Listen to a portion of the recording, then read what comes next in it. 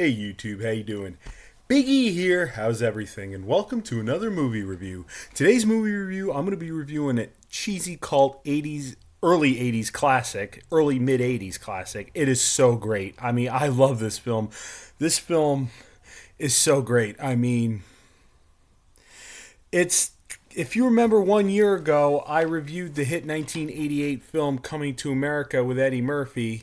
Um, Today I'm going to be reviewing. It's kind of a prequel to it, in my opinion, semi prequel, semi sequel, in my opinion. I'll explain why it's a semi sequel, semi prequel to the movie I'm going to be reviewing today. I'm going to be reviewing today. If you're familiar with it, I'm going to be reviewing Trading Places.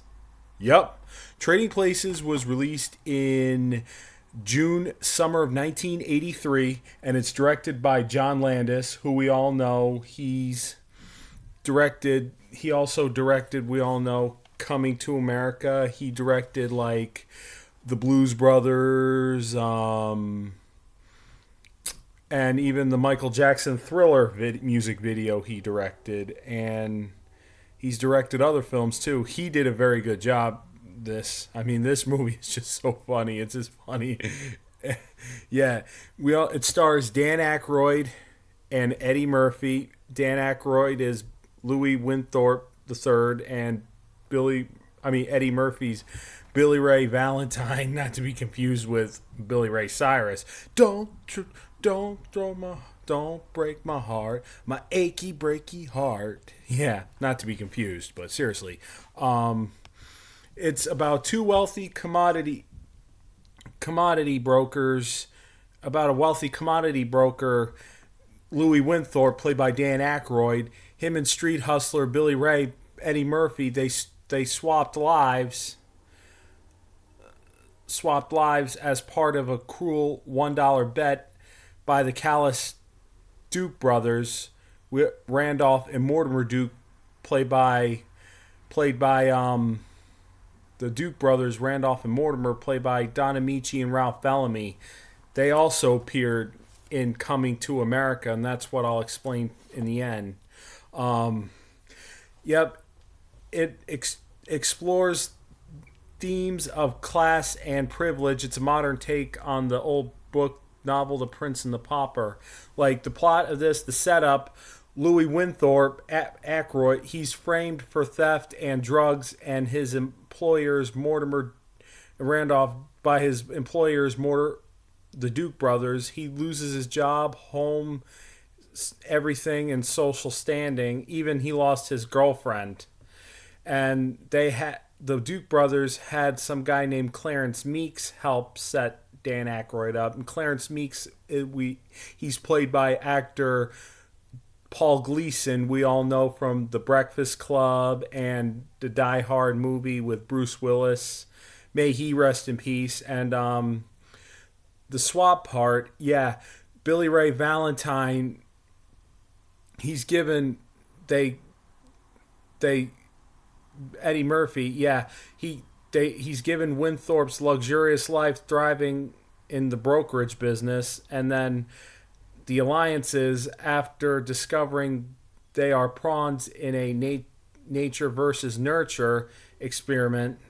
Winthorpe and Valentine team up with a prostitute woman's Ophelia, played by Jamie Lee Curtis, and Coleman, their butler Coleman, played by Denholm Elliott from the Indiana Jones movies. And however, they do get revenge, and Winthorpe is eventually framed. And the duo, they ruin the Dukes by feeding them false information about the frozen orange juice market and this and that, and they make millions for themselves while the brothers are bankrupt. But then eventually, that scene where the Randolph, I think Ralph Bellamy's character, had a heart attack, and he just felt had a heart attack and from it and everything, and yeah, and that eventually, that's what I mentioned. This is Coming to America is kind of this half prequel, half sequel to this because Ralph Bellamy and Don Ameche reprised their roles in Coming to America, but as homeless guys on the streets, while Prince Akeem in this, played by Murphy, is walking with his girlfriend, played by Sherry Headley, and he throws Don Ameche and Ralph Bellamy money, and they're like, we're back. Yeah. But other than that, they did a pretty good job in this. All the actors did. I mean, this movie was so fun. Even this has like like special guest appearances like by we all know Jim Belushi. He's the brother of the late John Belushi, and that's when he helped Aykroyd, Murphy, and Jamie Lee Curtis and Denholm Elliott stop Meeks on the train, and with the gorilla suit part and everything. yeah, and that's when he's loaded on a ship bound to Africa, and the scene where the party on the train trying to find Meeks and frame Winthorpe. And the Jim Belushi in the gorilla suit was a guy dressed up like a clown, and he's like, he's looking at him, calling him a monkey. They didn't show that, but it showed the gorilla, Jim Belushi in the gorilla suit, yelling at him. He's like, the clown guy, he's like, monkey, I'm a effing gorilla, you clown. Oh my God. And I'm like, Jim Belushi, yeah. He's as funny as Aykroyd, Murphy in this film, and Jim Belushi's as funny as his late brother was, and John Belushi rest in peace, yeah. But yeah, seriously, I mean, I really love this movie. If you've never seen Trading Places before, I recommend you go check it out today. I mean, you will love this film to death. Eddie Murphy and Dan Aykroyd, all the actors are as good as they get. But however, this film has it didn't too bad. It had a budget of $15 million and it made over $120.6 million at the box office, and I know I guess Siskel and Ebert liked this film. I guess they gave it a thumbs up. I guess.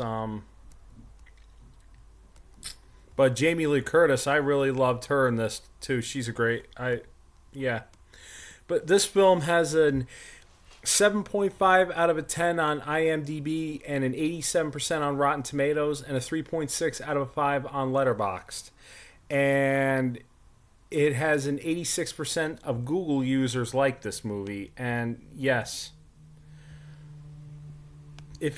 like I said, if you've never seen Trading Places before, go check it out today. I mean, this and Ghostbusters 2 are one of Dan Aykroyd's best films, in my opinion, at least he's done. So,